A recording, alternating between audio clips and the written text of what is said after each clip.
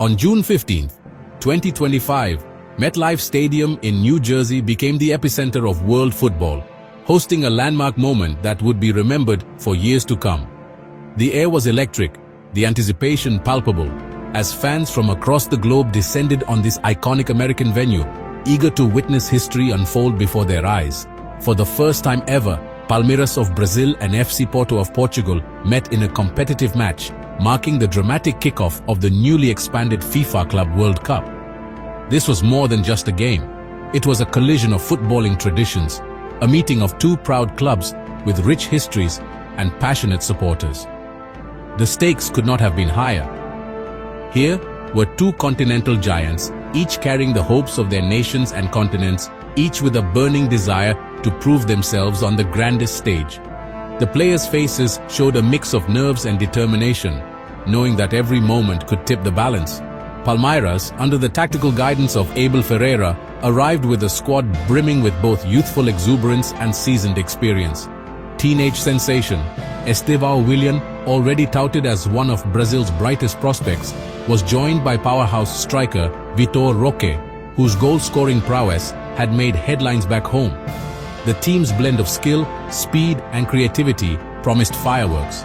On the other side, FC Porto, led by the ambitious Martin Anselmi, arrived determined to re-establish their European pedigree after recent domestic struggles. The Portuguese side, known for their tactical discipline and fighting spirit, were eager to show that they could compete with the very best from South America and beyond.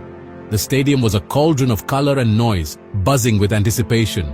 A sea of green and white clashed with blue and white, as fans from both sides filled the stands with songs, chants, and banners.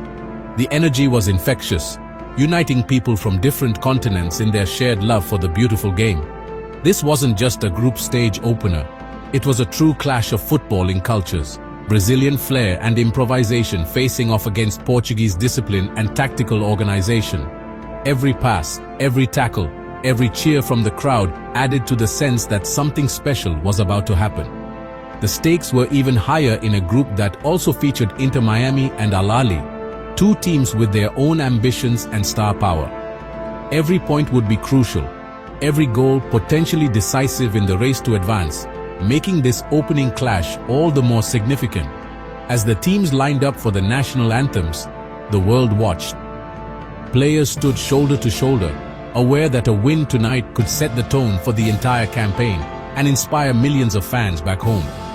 With no clear favorite, the sense of unpredictability only heightened the drama. Every supporter in the stadium and every viewer at home knew that anything could happen on this historic night. The stage was set for a night where legends could be born, dreams could be shattered, and history would be written in bold letters on American soil. The opening whistle unleashed a furious contest of styles. Palmeiras attacked with trademark Brazilian flair, Estêvão immediately tormenting Porto's defense with his pace and skill. Porto responded with calculated possession, Gabriel Veiga orchestrating play, and Rodrigo Moura testing Weverton with a stinging shot. Both managers pressed their philosophies, Ferreira's high press versus Anselmi's compact counter-attacking shape. The first 15 minutes were a tactical chess match, with neither side willing to concede ground. The crowd was treated to end-to-end action, every challenge and pass loaded with tension. Palmeiras' aggression left them open to Porto's counters. While Porto's patience threatened to unlock the Brazilian defense, the match was already living up to its billing, a true clash of titans.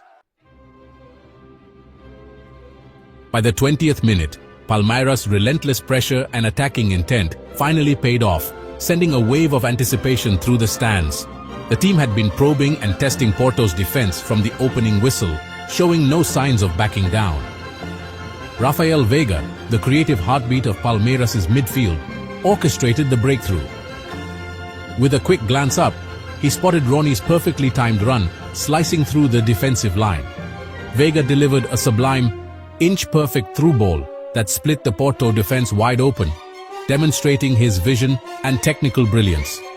Rony, showing both pace and composure, raced clear of his marker. Bearing down on goal, he kept his cool under pressure and calmly slotted the ball past Diogo Costa, the Porto goalkeeper, with a clinical finish.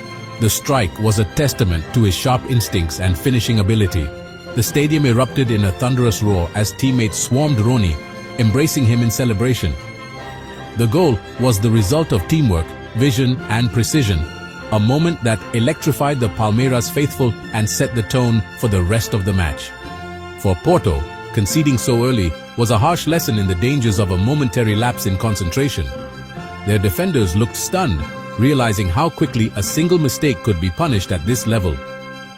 The goal forced Porto to abandon their cautious approach and chase the game, pushing more players forward in search of an equalizer. This shift in momentum opened up new spaces for Palmeiras to exploit on the counter-attack, making the match even more open and unpredictable. Palmeiras, now brimming with confidence and buoyed by the crowd's energy, pressed high up the pitch, searching for a second goal to extend their lead. Their attacking play became even more dynamic and dangerous. Porto regrouped quickly, gathering in a huddle to refocus and encourage each other. They knew they had to respond swiftly to avoid letting Palmeiras take full control of the match. The first blow had been struck, and with both teams now fully engaged, the contest's intensity only grew. Every challenge, every pass, and every run carried extra weight as the battle for supremacy continued to unfold. Porto answered with resilience, pushing forward with renewed urgency. Their determination was clear as they pressed higher up the pitch, searching for a breakthrough to get back into the game. Every pass and run showed their intent as they refused to let the setback define their performance. Gabri Veiga, eager to make his mark on the biggest stage, tested Weverton from distance with a powerful strike that forced a save. His confidence grew with every touch, and soon after, he earned a free kick in a dangerous spot just outside the penalty area, setting the stage for a moment of magic. Veiga stepped up with composure and curled a stunning shot over the wall, the ball arcing perfectly into the top corner. Porto's first ever Club World Cup goal. The stadium erupted as history was made, and Veiga's name was etched into Porto folklore. The equalizer sent Porto's fans into raptures and reignited the contest. Their cheers echoed around the stadium, a wave of blue and white jubilation sweeping through the stands as hope was restored. Veiga's brilliance shifted momentum, proving Porto had match winners of their own. His teammates rushed to embrace him, their belief renewed by his moment of inspiration. The game was level at 1-1, both teams having showcased their attacking quality. The intensity on the pitch only increased, with each side determined to seize the advantage before halftime. The goal injected belief into Porto and set the stage for a tense finish to the half. Every tackle and pass now carried extra weight, as both teams sensed the importance of the next goal. Palmeiras, momentarily stunned, looked to regain control. Their players gathered, refocusing and discussing tactics, determined not to let the momentum slip away. The match was wide open, with both sides hungry for more. End-to-end action thrilled the crowd as every attack promised another twist in this dramatic encounter. The first half was ending as dramatically as it began, with both teams pushing for a crucial lead. The energy on the pitch was electric, promising even more excitement after the break. The final minutes of the first half turned cagey, both teams wary of conceding again. Palmeiras probed, but Porto's defense, led by Marcano, stood firm. Porto enjoyed more possession, but Aghehowa found little space against Palmeiras' resolute centre-backs. The midfield battle intensified, neither side able to carve out a clear chance before halftime. The score remained 1-1, a fair reflection of a half full of momentum swings. Both managers now faced crucial decisions in the dressing room. The match was perfectly poised for a dramatic second act. The second half began with tactical adjustments from both managers. Abel Ferreira brought on Richard Rios to shore up Palmeiras' midfield, aiming to neutralize Gabri Veiga's influence. Anselmi countered by introducing Francisco Conceição, seeking width and attacking spark for Porto. The changes immediately altered the game's rhythm. Palmeiras gained midfield solidity, while Porto threatened down the right. The match grew more physical, with both sides battling for control. Conceição's directness troubled Palmeiras' left flank, but clear chances remained scarce. The tactical chess match continued, each manager hoping their move would tip the balance. The tension mounted, with the next goal likely to decide the outcome. The stage was set for a decisive moment. Sensing a stalemate, Abel Ferreira turned to his bench and unleashed Endrick, the teenage prodigy. Endrick's arrival electrified Palmeiras and unsettled Porto's defense.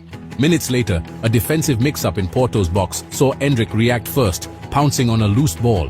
With composure beyond his years, he fired low past Diogo Costa, restoring Palmeiras' lead. The stadium erupted. Endrick had delivered instantly. Porto, stunned, now faced an uphill battle. Palmeiras tightened their grip, determined to protect their advantage. The young substitute had changed the game with a single clinical touch. Trailing again, Porto threw everything forward in search of an equalizer. Conchicao became their main threat, coming close with a fierce shot that rattled the side netting. Porto dominated possession, bombarding Palmeiras' box with crosses and set pieces. Evanilson's header narrowly missed, and frustration grew as time ticked away. Palmeiras' defense, led by Gomes and Murillo, stood tall, blocking shots and clearing danger. The Brazilians showed grit, defending with everything they had. Porto's relentless pressure created chances, but the finishing touch eluded them. The match entered its final minutes, with Porto still chasing, hope fading but not extinguished. Palmeiras clung to their slender lead, knowing one lapse could undo all their work. Stoppage time brought chaos. Porto won a late corner, sending even their goalkeeper forward. Marcano's header was cleared off the line by Piqueres, sparking a lightning Palmeiras counter. Endrick raced toward an empty net, only for Diogo Costa to make a miraculous recovery save.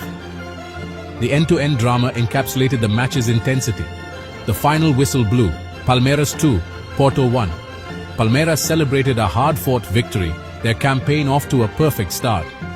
Endrick's poacher's goal proved decisive, while Porto were left to rue missed chances. Both teams showed quality and heart, but only Palmeiras claimed the points. The group stage had begun with a classic, one that set the tone for a thrilling tournament.